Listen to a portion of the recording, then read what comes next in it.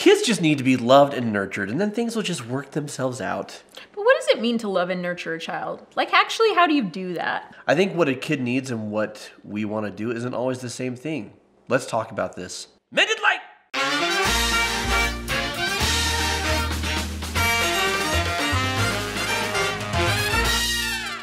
This is That Therapists Say, where we poll our Mended Light audience and ask them for bad advice they've got from therapists or just from other people. And one thing that's come up is just love your kids. Just love them, just nurture them. We don't actually disagree with the sentiment. No. The question is, what does that look like? Right. And how do you show love? Like, do you show love just by giving your children whatever they want? Or do you show love by giving them a lot of structure and strict discipline because you care how they turn out? Because the fact is, love isn't just a feeling, it's an ability. Like in the movie Dan in Real Life, they say that. And we think, well, just love your kids. Okay, well, I feel love for my kids, but am I giving them what they need? Am I loving them in the way they need? And there's no one size fits all for this. Am I showing them love, and then are they receiving that as love? Right, absolutely. I find with parents, we often go too far in one direction or another, right? I don't want my kids to feel judged or harshness from me, so I'm going to be their friend. And I'm going to be super loving. And then I get walked on and I feel disrespected.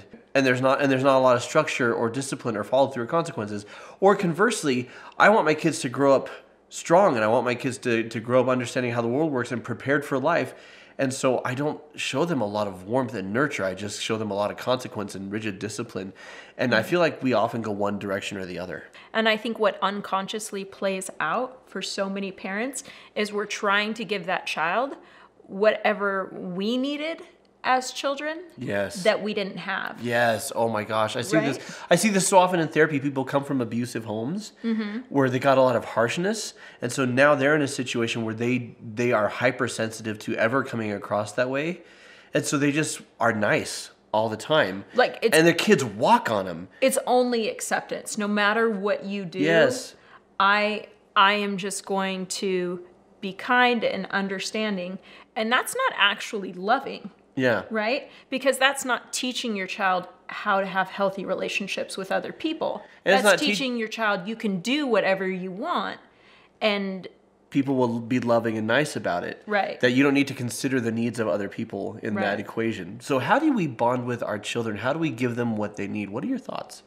Yeah. So I think there's a few things. So often, as children in our childhood, we didn't experience real love. What we experienced was conditional love, right? Because it's so easy to be loving and kind and show affection to your child if they're doing what you ask them to do, if you're doing what you expect them to do, right? But then it's conditional on their behavior. How often are we showing love when a child breaks something?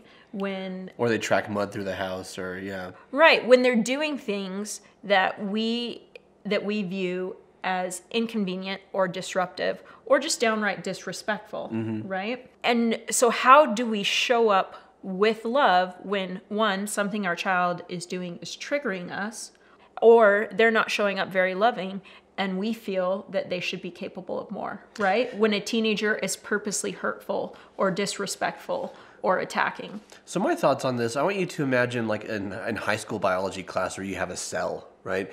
And in the middle is the nucleus. The cell wall is behavior. It's what people say, it's what people do. And we often like see what's going on here and we rush to correct it because it's unacceptable. This is unacceptable. I can't, just hearing myself say that, because I've said that so many times, this is unacceptable. In the center, in the nucleus, is what someone is feeling. And we can disagree with what someone is saying or doing, and that can need correction. But if we don't take the time to connect with what they're feeling and to validate that, then they're not going to hear the correction. Yeah. They're just going to feel, you don't understand me, you're attacking me.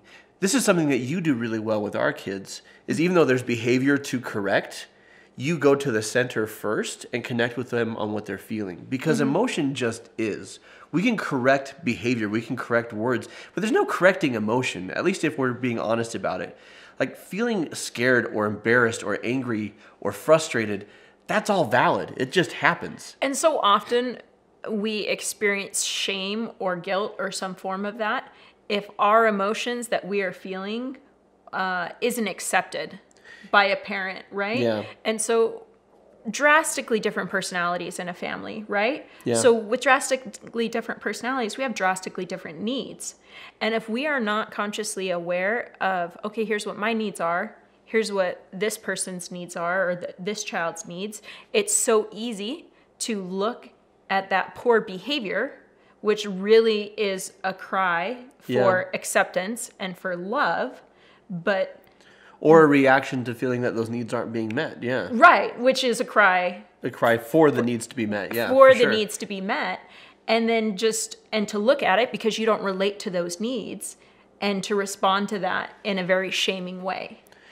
And then we interpret that as at an unconscious level of, I'm not worthy, I'm not valued, it's not okay for me to have needs. Yeah. You know, whatever direction we You talking take about that the in. kids now or the parents? We're both. Right. Well, I would say in like my childhood, I have a strong personality.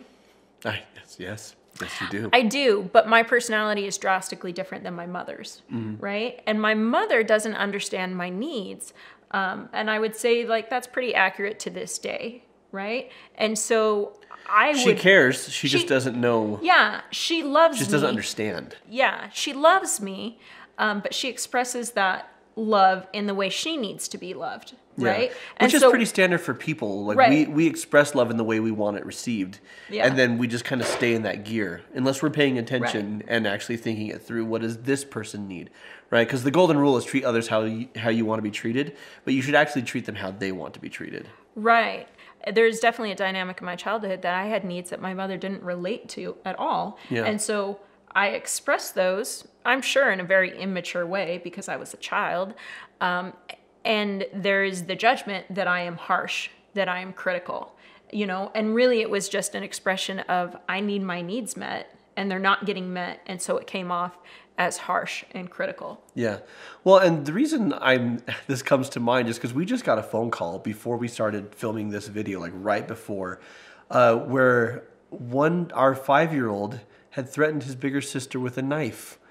And That's healthy behavior. And first of all, you are an amazing parent. I'm a decent parent. So you would think that our kids like this wouldn't happen, but hopefully this brings you comfort. Stuff happens and you handled it marvelously. What was your approach there?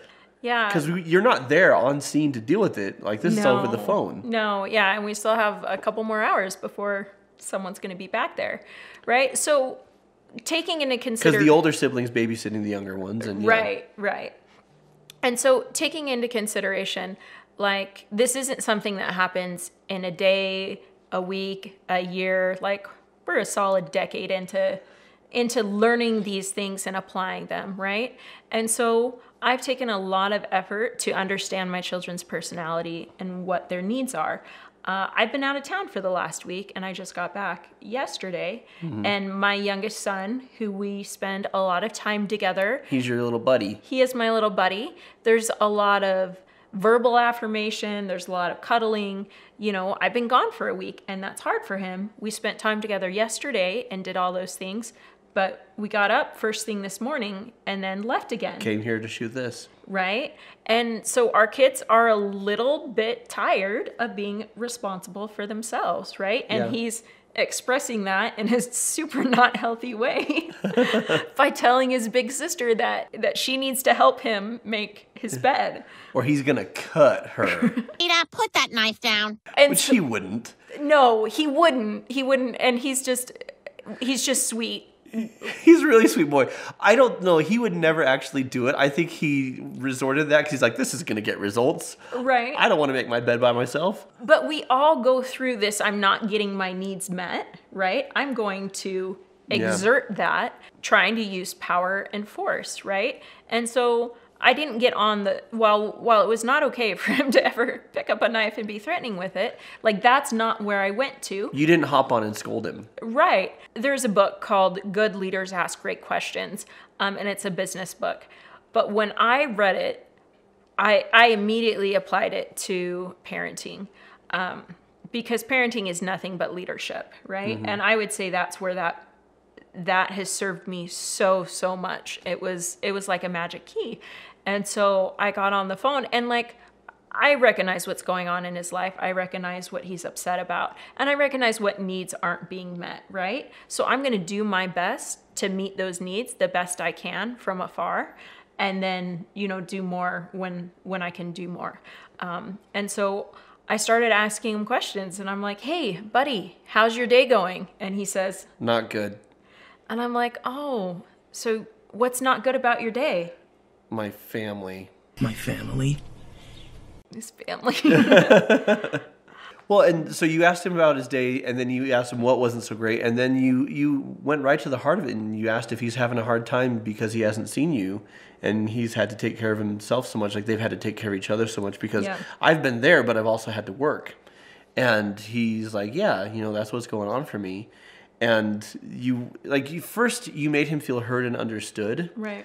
And then you went out to the behavior, and instead of saying that the behavior was bad or wrong, basically you asked him, like, is this who you want to be, and is it working? And that's a question. Those are questions that you ask a lot, like, is this who you want to be? Because they will always say no. And then you ask what would work, or what would be a better way to handle it. And there's some guidance there, but that is such a healthy way to handle things, and to connect and bond with your kids in general, and to resolve conflict in general, and to ask and to find out what their needs are. Because as you pointed out, maladaptive behaviors are really just an attempt to get needs met. And so it's crucial to connect on the emotion first, and then to ask if the behavior is getting them what they want. And I do this in therapy. I almost never say that what you're doing is wrong, because if you argue that something's wrong, people will argue with you, because they know what their intention is, and they'll fight on that. If you ask, is it working, they can generally own up to, no, it's not, and you can start looking at other options. And that's what you do as a parent, and I think it's marvelous. Right. Well, and there's a power dynamic, right, in parenting, as there should be, but I think so often we look at it as, or can look at parenting one extreme or the other. Like, I'm responsible for this child, their behavior is a reflection on me, and so there could be an unhealthy dynamic that way. Or you go to the other extreme, and we're buddies, I'm just going to be their friend. And I look at parenting as a stewardship, right? Yeah. I do have a responsibility, but it's not a power dynamic, right? And so often, and once again, this comes down to personalities, because some of my children are very headstrong, and if it becomes about a power dynamic, like, they will fight to the bitter end, and I'm 100% sure they're not even conscious of this, right? Because they need to be an authority in their life. For some people, like, that's a personality trait. They need to be the authority in their life. And so you can help someone be the authority in their life by giving them healthy choices to make that are age appropriate, and asking them questions. I didn't need to teach our son in that moment, even though he's only 5 years old, that what he was doing was wrong. He knew that it was wrong. He knew that that's not really how he wanted to treat his sister. And so that in that situation, I can ask him questions about what's going on for you, how are you feeling? Because we all have this innate need to tell the truth about ourselves and our experiences, to be seen and be understood.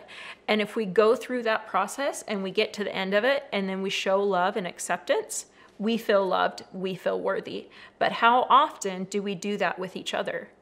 Yeah. Not very often.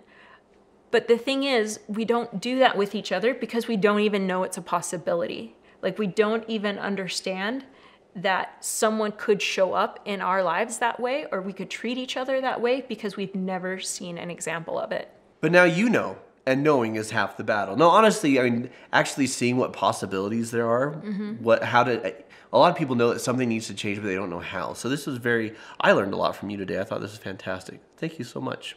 If you enjoyed this, we have another Therapist Say video. Dating after divorce is easy, they said. I can't believe some of these things people say, but they do say them. We're going to talk about the challenges of dating after divorce and how to navigate them in this video right here. As always, like, subscribe, click the bell, because you won't want to miss a darn thing. You want to get all these videos as they come through. If you need support in raising your family, we'd like to invite you to meet with a member of our team, one of our therapists, for a complimentary 15-minute consultation. The link is below in the description. And remember to keep shining. We need your light. Yeah, we do. Oh man, I'm just so excited to be here and sharing all this juicy goodness. Like the juicy goodness of this video that I was telling you about. It's right here. And that's what you're doing when you're the next 15 minutes. This little light of mine. Oh gosh.